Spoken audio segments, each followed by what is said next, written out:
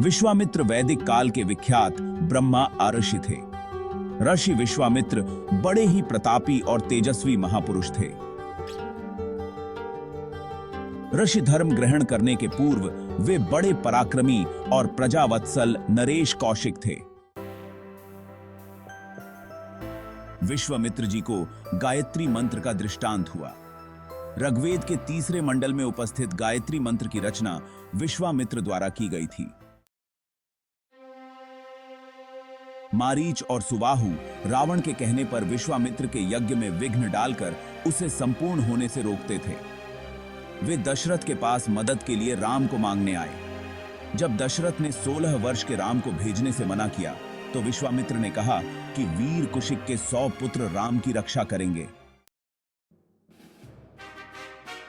प्रजापति के पुत्र कुश, कुश के पुत्र कुशनाभ और कुशनाभ के पुत्र राजा गाधी थे।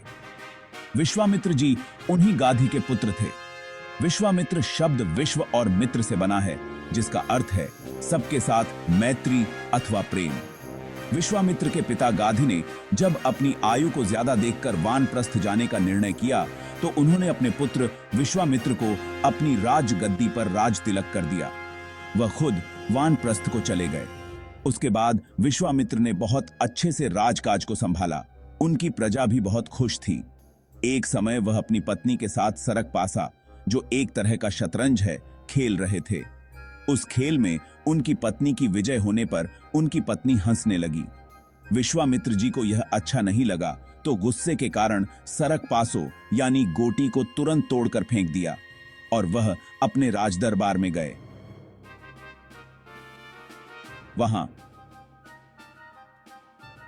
उनके भाट व बांके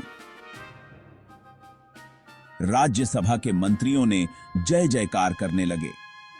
विश्वामित्र जी का एक ही प्रश्न था कि मेरी जय जयकार किस लिए की जा रही है, जबकि अभी तक मेरे द्वारा कोई भी जय जयकार करने वाला कोई कार्य ही नहीं किया है। उसी समय उन्होंने आदेश दिया कि अपने राज्य के जितने भी 12 वर्ष से अधिक के बच्चे और जवान व्यक्ति व निपुण सैनिक सभी सेना के साथ युद्ध के लिए मेरे साथ चलें। मैं अपने राज्य विस्तार करने का निर्णय कर चुका हूं।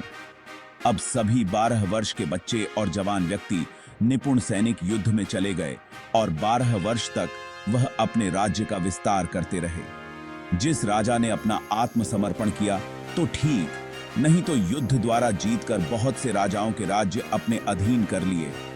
फिर वह अपने राज्य की तरफ वापस आते समय श्री वशिष्ठ ऋषि के आश्रम के नजदीक में सेना सहित शिविर डालकर रुके।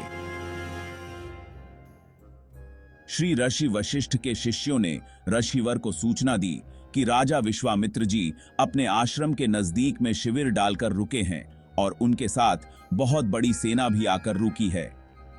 ऋषि ने अपने शिष्यों को आज्ञा दी कि विश्वामित्र जी को अतिथि ग्रहण के लिए बुलाएं।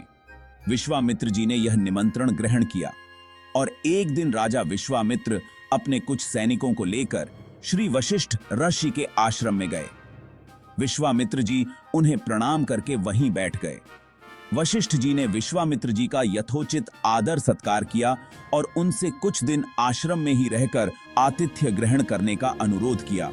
इस पर विचार करके कि मेरे साथ विशाल सेना है और सेना सहित मेरा आतिथ्य करने में वशिष्ठ जी को कष्ट होगा, विश्वामित्र जी ने नम्रतापूर्वक अपने जाने की अनुमति मांगी, किंतु वशिष्ठ जी के अत्यधिक अनुरोध करने पर थोड़े दिनों के लिए उनका आतिथ्य स्वीकार कर लिया।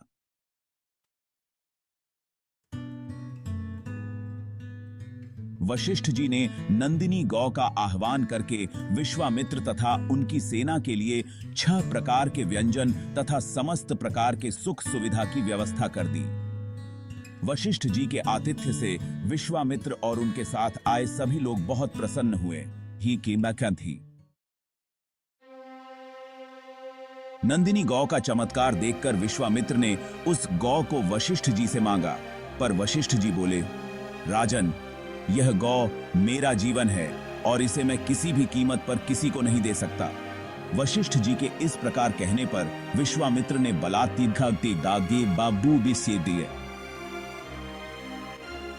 उस गौ को पकड़ लेने का आदेश दे दिया और उसके सैनिक उस गौ को डंडे से मार मार कर हाँकने लगे।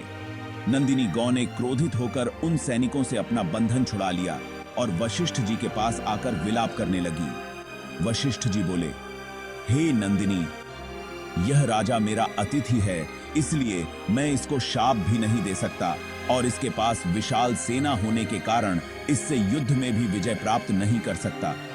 मैं स्वयं को विवश अनुभव कर रहा हूं। उनके इन वचनों को सुनकर नंदिनी ने कहा, हे ब्रह्मर्षि, आप मुझे आज्ञा दीजिए, मैं एक क्षण में इस क्षत्रिय राजा को उसकी विशाल सेना सहित नष्ट कर दूंगी। और कोई उपाय न देखकर वशिष्ठ जी ने नंदिनी को अनुमति दे दी।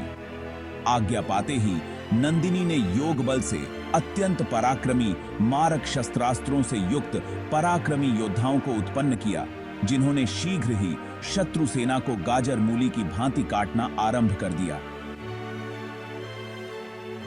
अपनी सेना का नाश होते देख विश्वामित्र के 100 पुत्र अत्यंत कुपित हो वशिष्ठ जी को मारने दौड़े। वशिष्ठ जी ने उनमें से एक पुत्र को छोड़कर शेष सभी को भस्म कर दिया। अपनी सेना तथा पुत्रों के नष्ट हो जाने से विश्वामित्र बड़े दुखी हुए। अपने बचे हुए पुत्र को राज सिंहासन सौंपकर वे तपस्या करने के लिए हिमालय की कंदराओं में चले गए। कठोर तपस्या करके विश्वामित्र जी ने महादेव जी को प्रसन्न कर लिया और उनसे दिव्य शक्तियों के साथ संपूर्ण धनुर्विद्या के ज्ञान का वरदान प्राप्त कर लिया।